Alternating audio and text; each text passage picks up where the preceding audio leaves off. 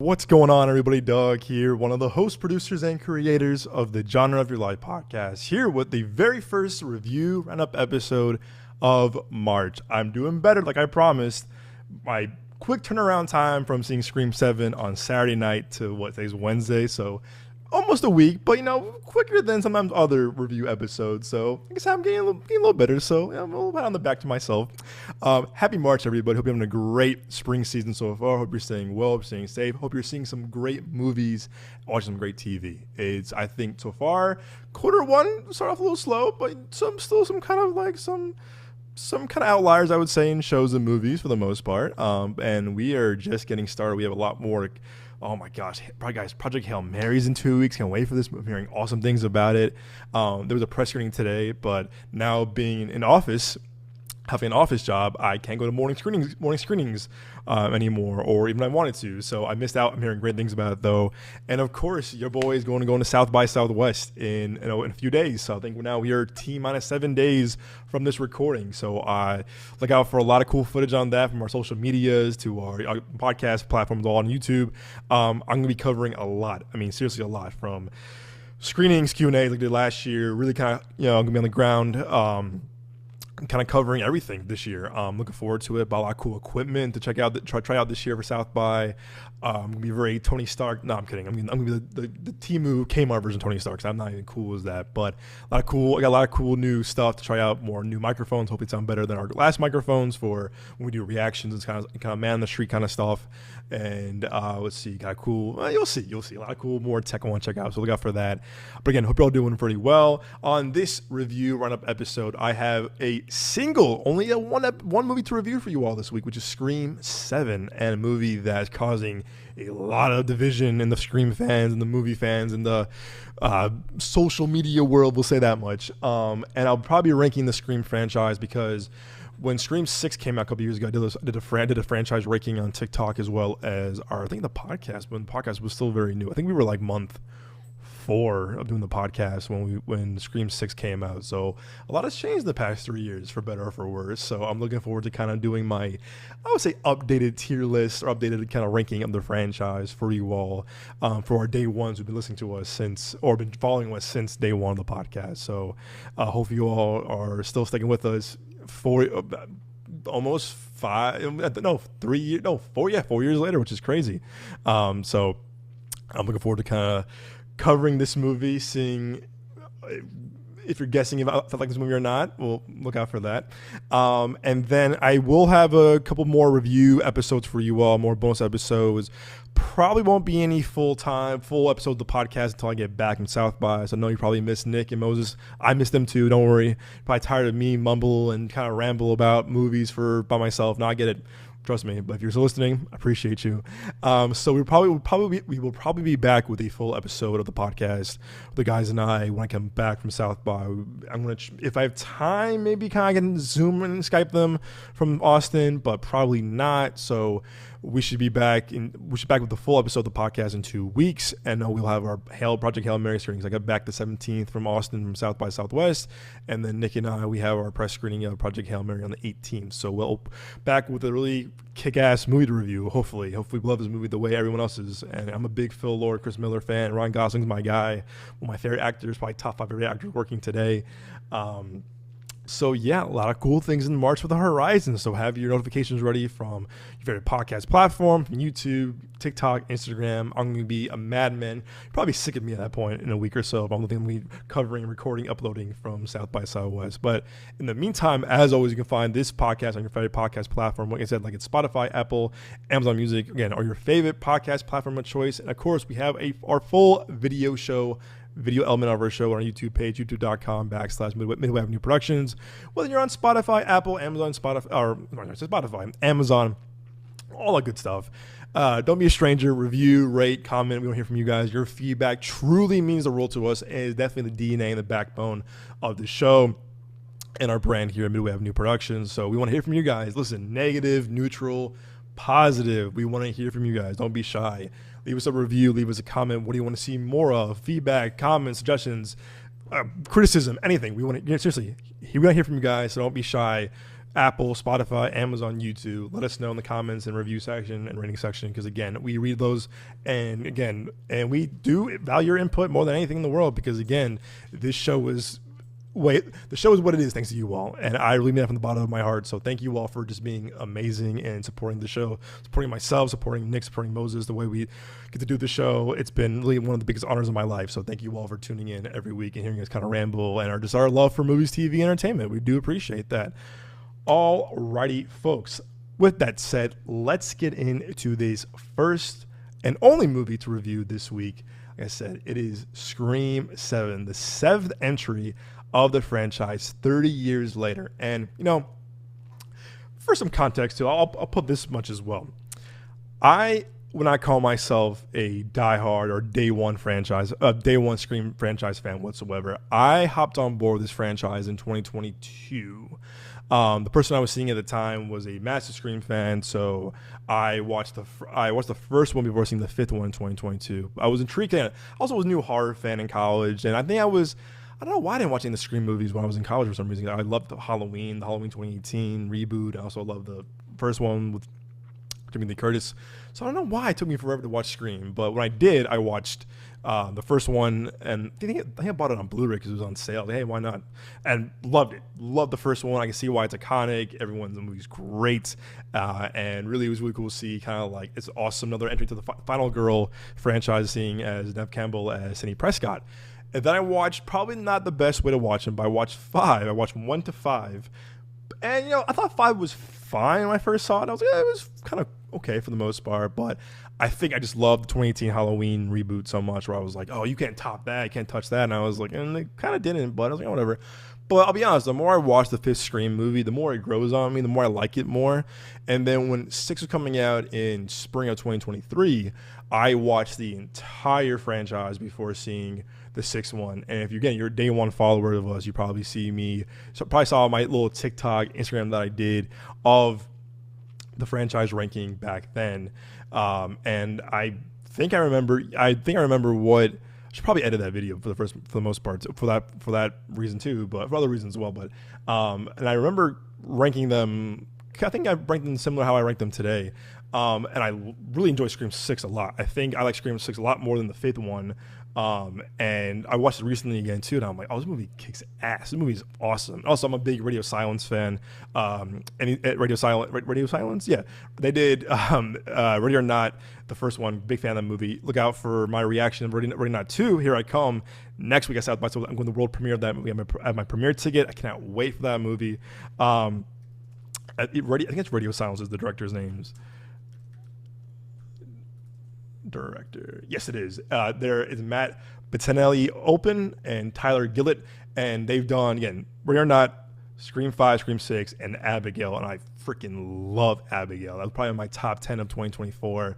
One of my favorite recent horror movies. I love that movie. Look out for if you want to go back in the archive, look at my reaction, my review for that movie in 2024. Love that movie. So I'm a massive fan of these guys, and I thought they handled the Scream franchise with such delicacy. And you can tell they're a fan of the franchise, and you probably hear us every week on this podcast talk about, you must be a fan of the franchise. Don't take on a director role if you don't understand the franchise or the IP or the lore, because we'll know, the fans will know. And those dudes, Radio Silence, did a phenomenal job handling the franchise, if you ask me. Like I said, I do enjoy 5 a lot more than I did when I first saw it a couple years ago. So I was definitely kind of bummed when they kind of stepped away from the franchise. But again, Abigail is so fucking good. Excuse my language. It's so good. And I'm looking forward to seeing what they do with Ready or Not 2. It's going to be a crowd pleaser. I love the first one, so I'm excited. So again, Scream 7, of course. This movie, you might know, you might not know, this movie's had a lot of controversy since they fired Melissa Barrera for her view on the whole Palestinian-Israel conflict situation. So again, we are not a political podcast. Other political podcasts are more equipped and more knowledgeable on that kind of stuff. We are here to give you a great kind of like escape from the real world, talk about movies and TV. So again, that's that. But the movie overall has been kind of plagued since day one. And I'll say this, because when they fired her, then Jenna Ortega left, and then Chris Landon, who was supposed to do the 7th one, who I'm a massive fan of too, who did He also wrote, Disturbia. He did some of the Paranormal Activity movies. Then we go Freaky in 2020. I love Freaky. He just did Drop actually last year at South by that we saw, and I thought Drop was awesome as well. And did one of my favorite kind of underrated comedies, horror comedies, Scout's Guide to the Zombie Apocalypse. I think he's a great director. I think he loves horror. He's a massive horror fan, and he's a good filmmaker. Did I love his Paranormal Activity movies? Not really, but love Disturbia as a writer.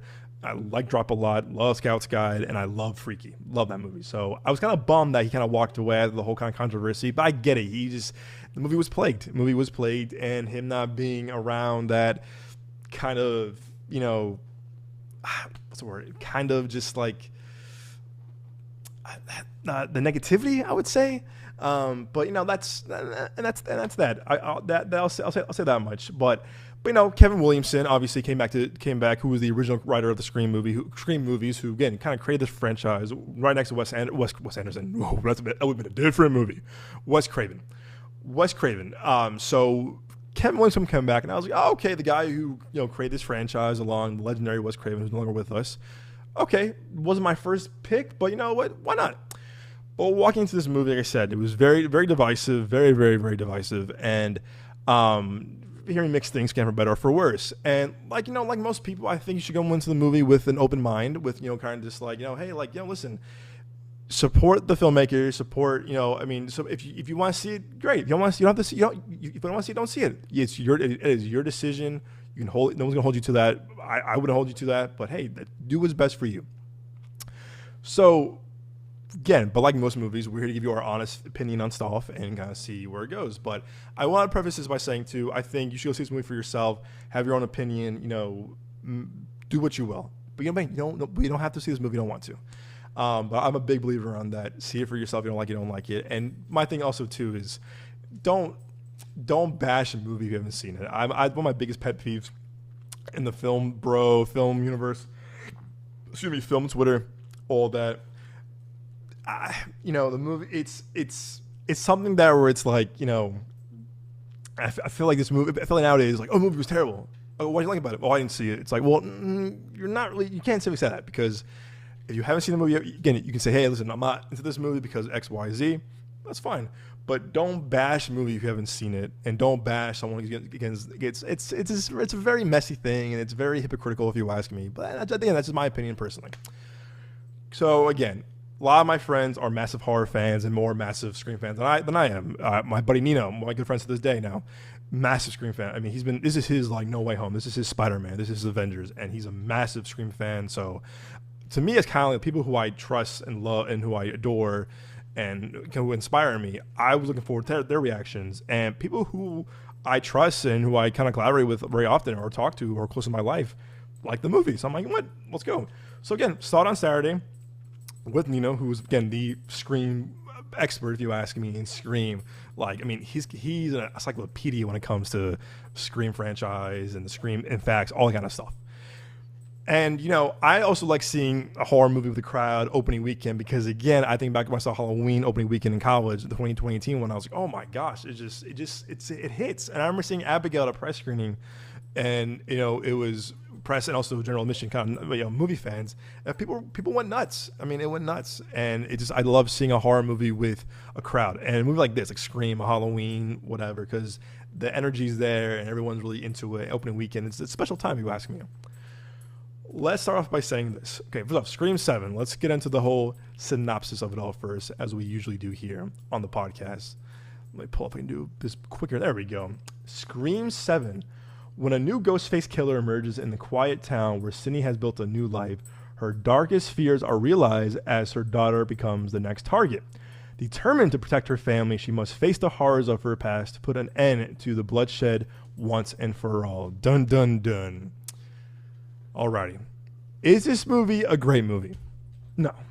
Is this movie terrible, awful, horrific, all this kind of stuff? Me personally, no. And I've seen worse movies alone this year, and trust me on that. I see everything. I've seen worse movies than this year alone. Please trust me on that. Is this movie a good movie? It depends on who you ask. I'll stand by that. I'll stick by that. It depends on who you ask. I think a lot of diehard fans love this movie, and people who even diehard fans didn't like this movie. But again, that's all of them is subjective. Make up your own mind, your own opinion. It's totally fine.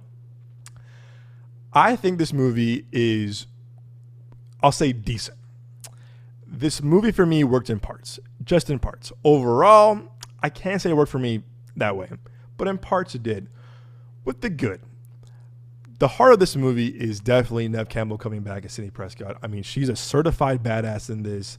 She kicks all kinds of ass. I mean, she is ruthless in this movie in the best possible way. I truly mean that. Like, she's kicking all kinds of ass.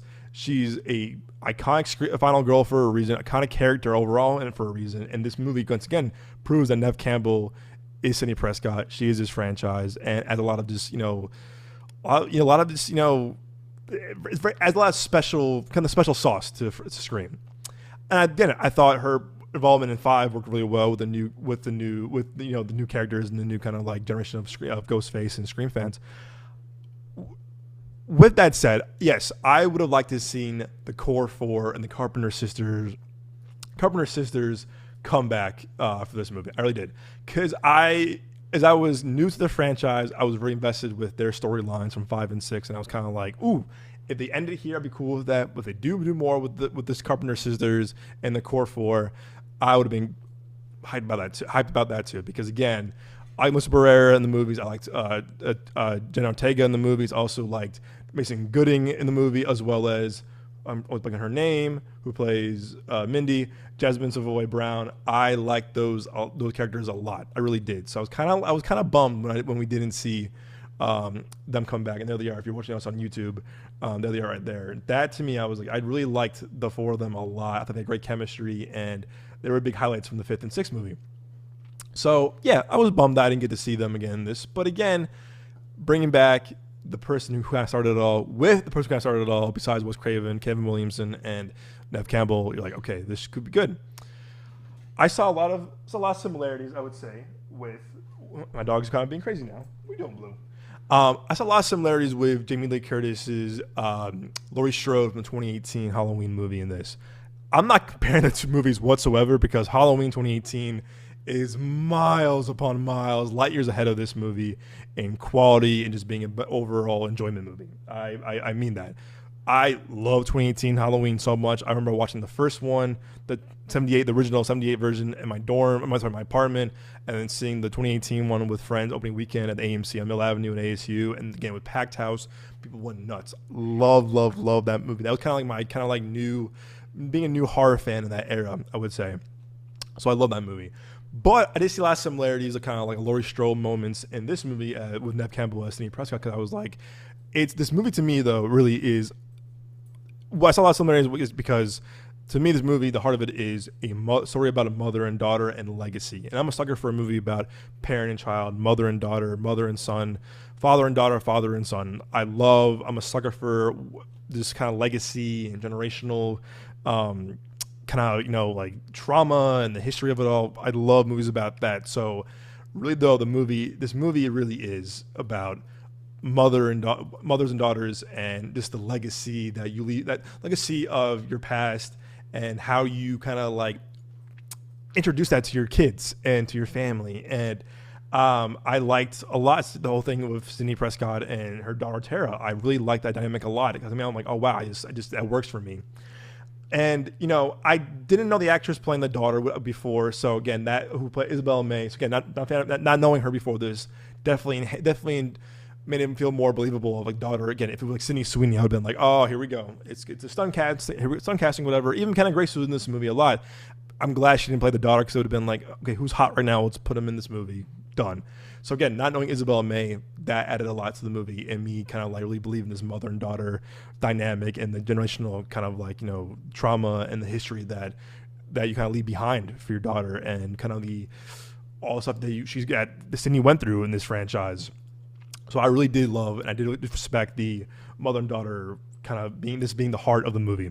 And the opening scene that you've seen in the trailer, Jimmy Tatro and the actress playing his girlfriend, the opening scene is great. It really is. It's very meta, like most Scream usually is. The opening's great. There's a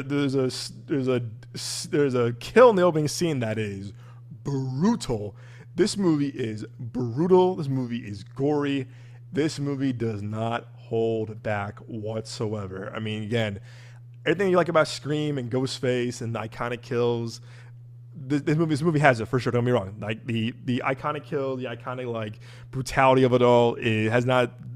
This movie does not miss a beat when it comes to that whatsoever, and trust me on that. But that opening scene is, woo, boy, brutal. But I liked it a lot. I was like, okay, I'm in. I'm into this. So that I liked it a lot. Also, I did like that. Honestly, Joel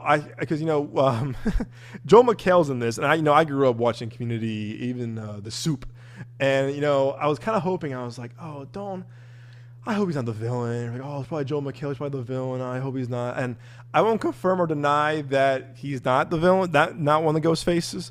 But I did like what they did with his character in this, because I was like, okay, good. And for XYZ reasons. And I thought for supporting cast, he was really good. Because again, I know he's more of comedic, and he's funny moments in this. But to me, I believed him a lot. I thought he played this kind of like police chief very well. You can tell he loves his wife, loves his kids, loves his family, and wants to do anything to protect his family, especially his wife. I liked him a lot in this movie. And again, like oh, Joel McHale, like how's this gonna work? No, it worked. It worked. And I'm not a huge fan when comedians kind of like try to do some comedians kind of like, oh, look at me, I'm a comedian now in a horror or serious movie. But for me, it worked. I like that a lot. And also, I thought bringing back, gotta bring back Gail Weathers, gotta bring back Courtney Cox.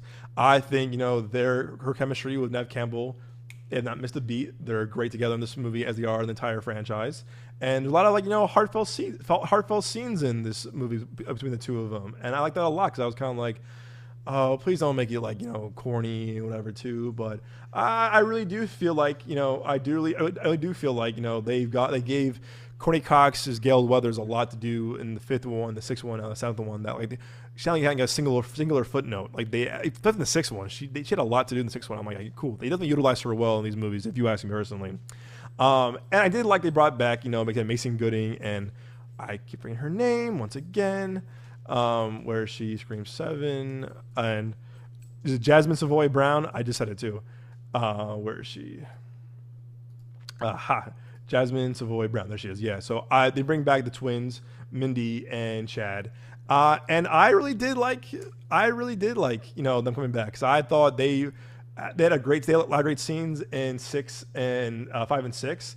And yeah, they're not as utilized as much in this one the way they were in 5 and 6, but I'm glad they're still in this franchise and how they were kind of the connective tissue from 5 and 6 into this one, because again, other than Gail, other than Sydney, these two are kind of the new generation characters out of the 4s. We don't see Jenna Ortega, we don't see the Carpenter sisters, we don't see Melissa Barrera.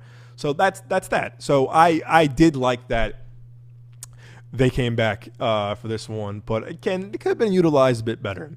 So all in all, again, I did like that, even they bring it back, and if it might be my spoiler, but like the way they use Matthew Lillard in this movie, and I grew up, he's Scooby for me as a kid. I grew up, I loved those Scooby-Doo movies as a kid. I still like the first one a lot, actually, to this day. But Matthew Lillard to me is a big part of my life and a big part of my childhood. So how they utilize Matthew Lillard, I thought was interesting. Again, non-spoiler, of course. But there's parts in this movie definitely worked. Again, using real locations, real stunts. Again, the kills, using practical effects for the kills, makes it a lot more believable, makes it more scary, makes it more like, ooh, again, more of a reaction, I would say, from us in horror movies. So there's a lot of things going well for this movie, except in parts. Let's start off with the bad. Now with the bad. This movie needs a better script. And a better supporting cast. A lot of the quote-unquote child acting, because all of them, they're my age, and they are my age.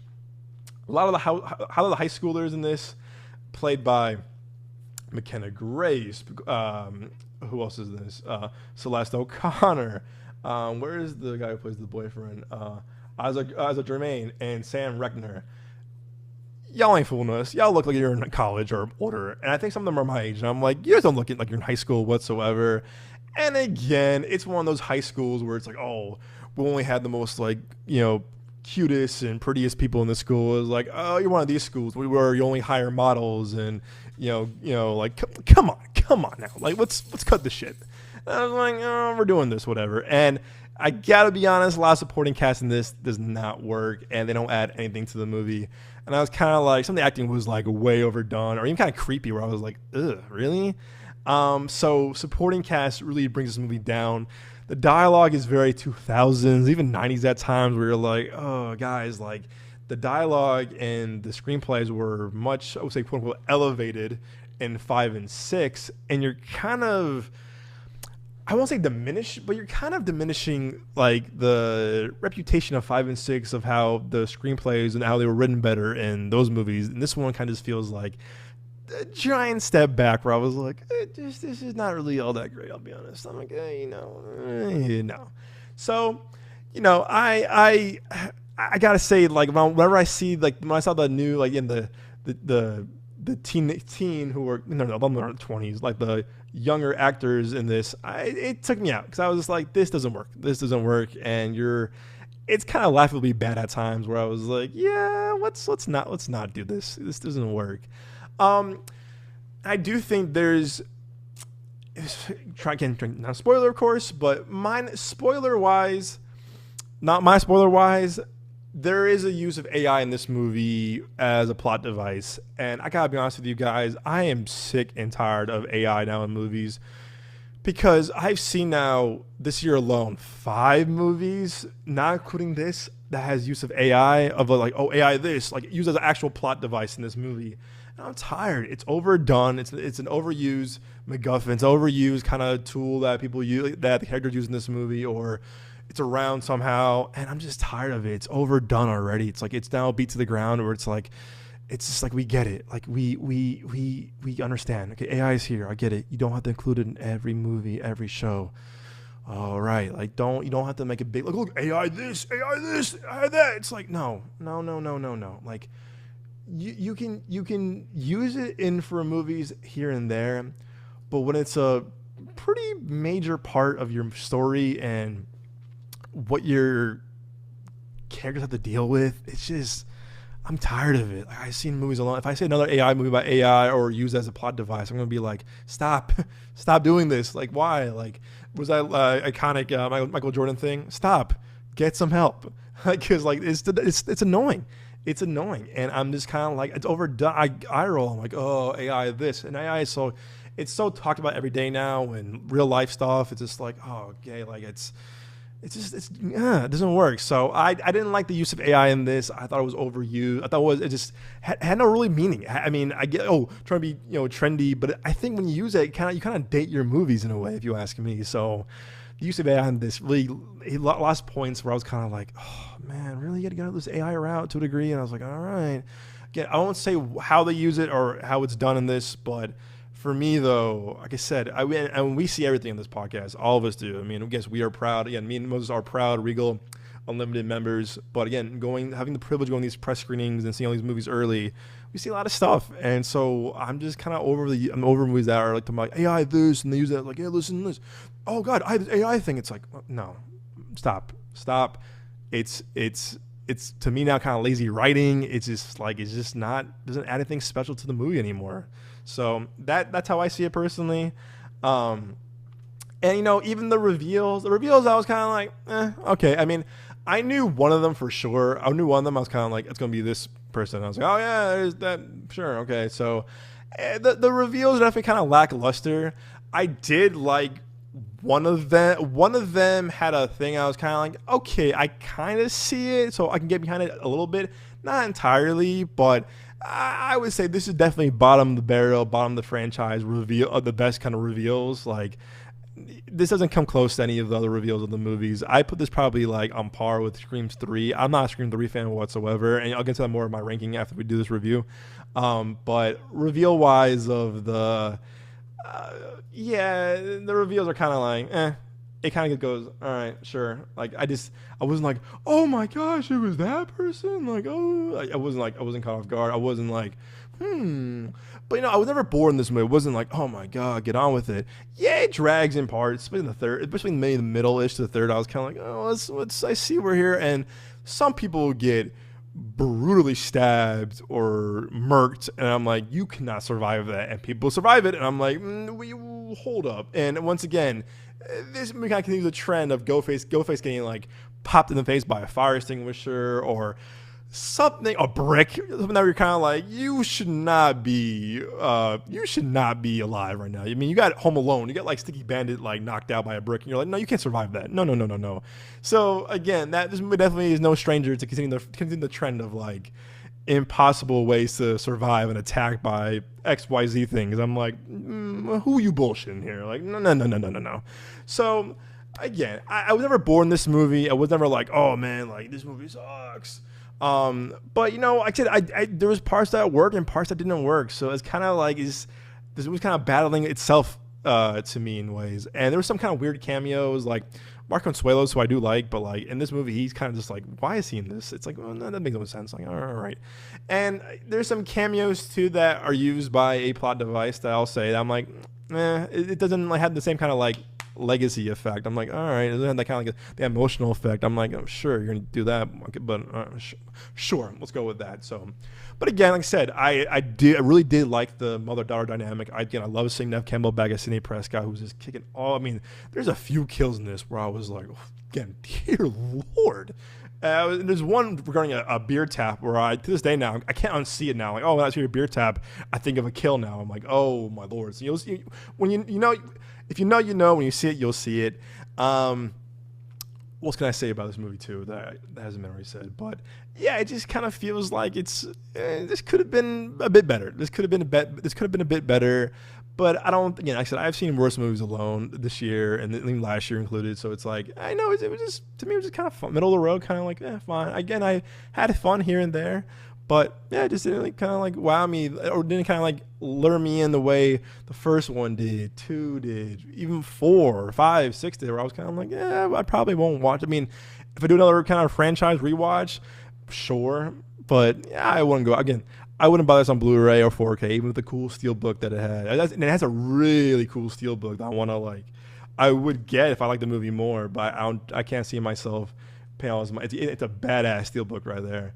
I had the first one, and I'm trying to get the 5th and 6th one on set because it's hard to find now. But and even the second one too. But like, yeah, it's kind of just But so yeah, I would give Scream 7. It's a 5 out of 10. Like, it's not, again, like I said, I didn't walk out saying, oh, how dare they? Like, oh, who do they think they are? Blah, blah, blah, blah. No, not at all. But, I kind of expected better. I kind of expected more. I was like, oh, this movie could have been something a bit better. It's a big return after the whole pay dispute with Nev Campbell and Paramount and this franchise in 6. But I think this movie also was just plagued from the beginning because of the whole Melissa Barrera thing and the Chris Landon leaving and then the rewrites and that Radio Silence not coming back after they were done with the 6th one to do Abigail and Ready or Not 2. So it's kind of like, I think this movie kind of was plagued from the beginning. But listen, with that said, though, this movie made $65 million opening weekend. Like again, that's huge for the box office because it's been a bit of a slump this year for the box office.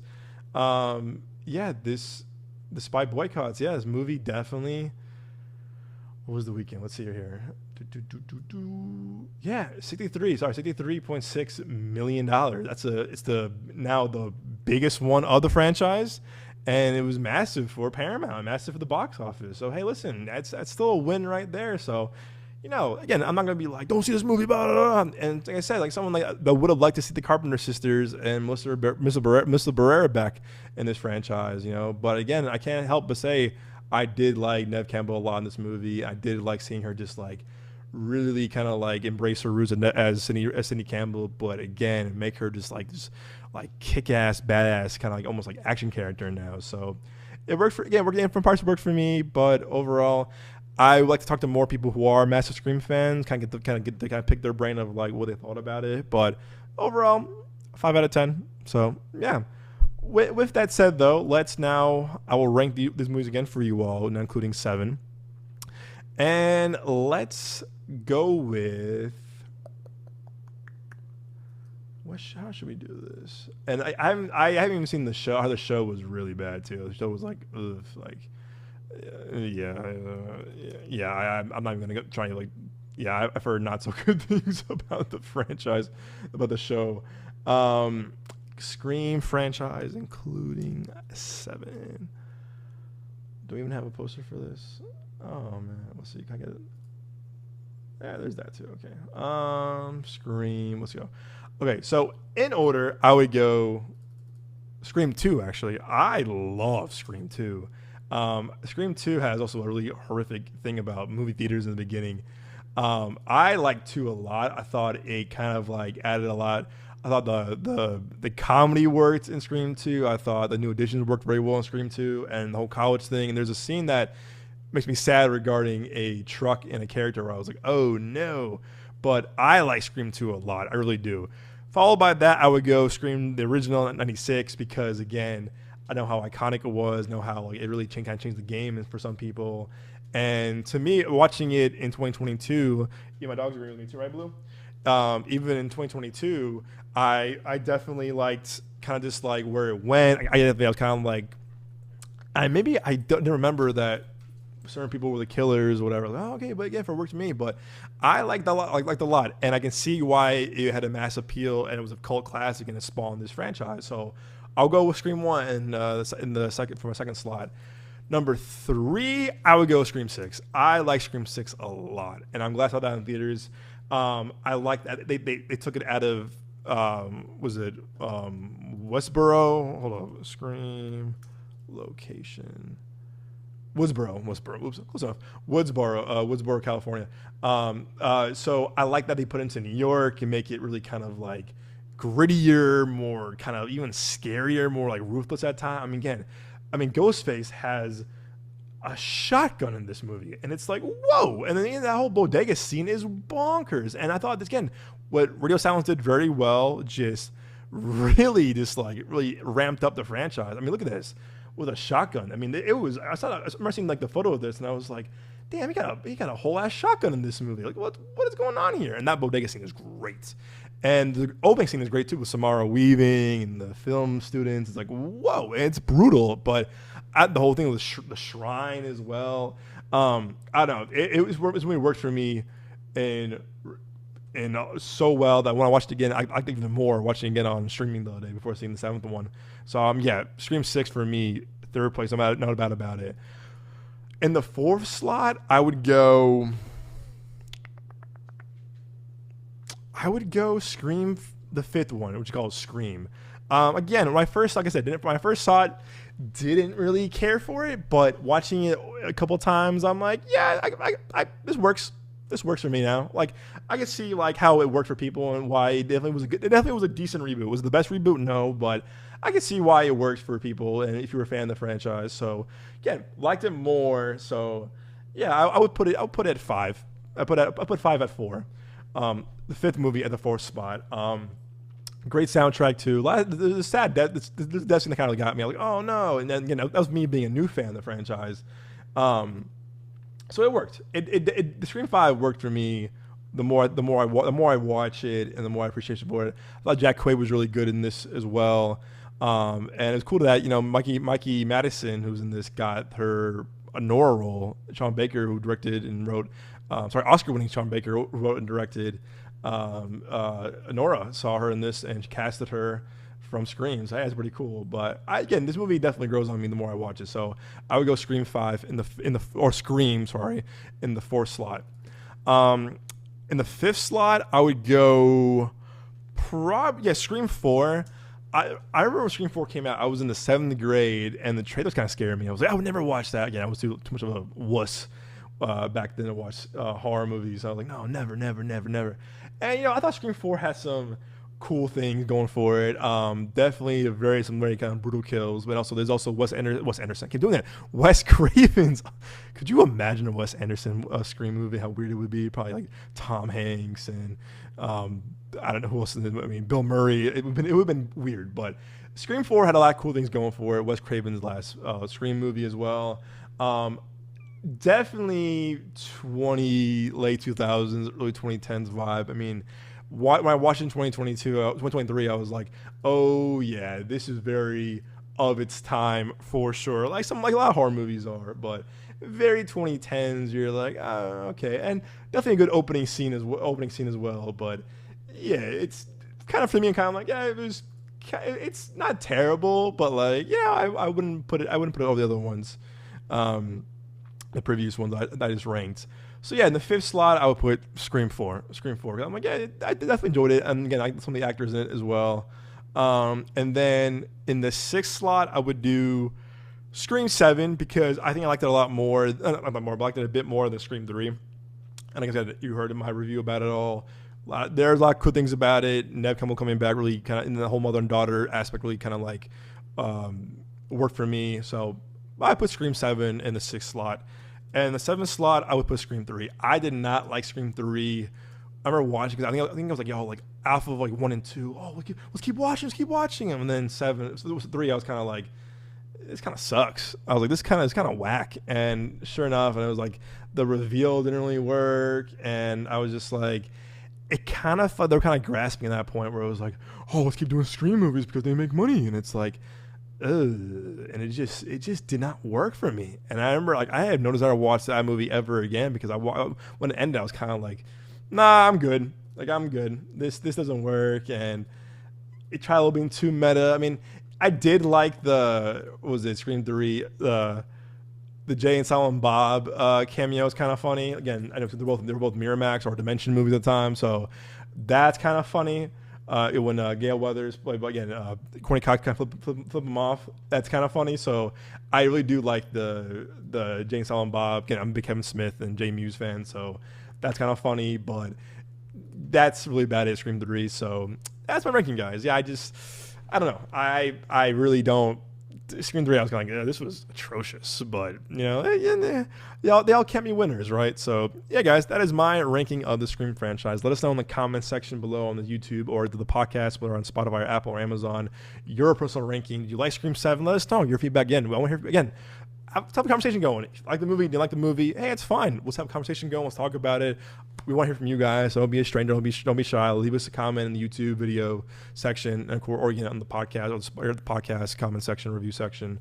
Real quick, one shout out to my amazing friend Nino. You can't probably see this, probably with my microphone up. He got me this really cool 30th anniversary shirt, which is really, really cool. I can't show you the back because it would look kind of weird and all my equipment now too. So Nino, I love you. You're the best for doing that. Again, thank you for just kind of including me in this whole kind of Scream, kind of like your kind of like love for Scream, and also got me this really cool shirt. 'Cause I know everyone wants this shirt now. Apparently, I didn't realize how crazy this shirt was gonna be so popular. And I'm trying to pull up let me pull it up on here so you see it. 30th anniversary shirt. It's really cool. And you can only get it at I think it was at the premiere is what he said. That's like the remake. That's like the produced version of it. Let me see if we can.